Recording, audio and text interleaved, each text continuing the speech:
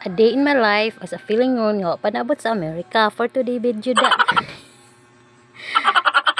Karon guys, wadto day mi og usamis kay mo sugat mi ni mama.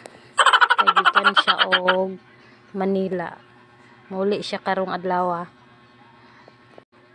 Una di ko gana mag voice over kay mura kog iring nabughat di kabalo mo voice over.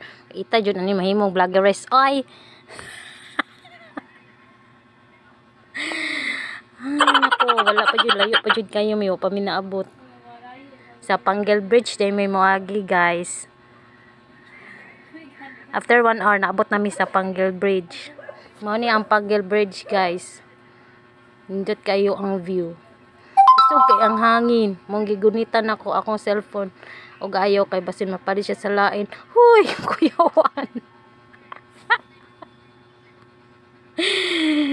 Kusog jud kay siya. Kusog jud kayo ang hangin. Muna mo muagi mo diri gunit jud mo hindi mo palid sa lain. Huy, for the go.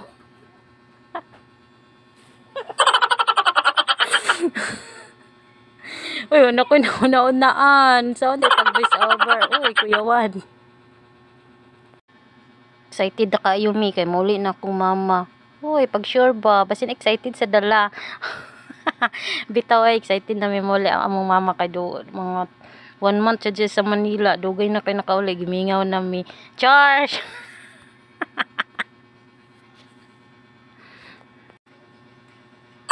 Kami maabot guys kaysa Panggil Bridge man minangagi nindot kayo ang view jud so kayo ang hangin char lang.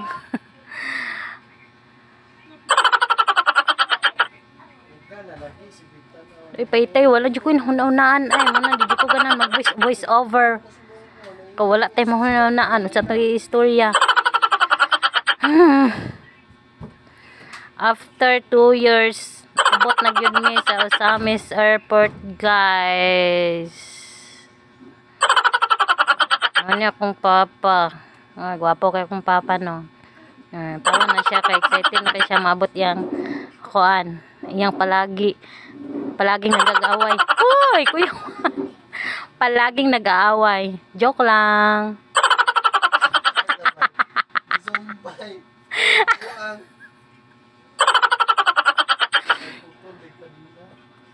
Muna siya guys, naabot na akong mama kay 12 o'clock naman.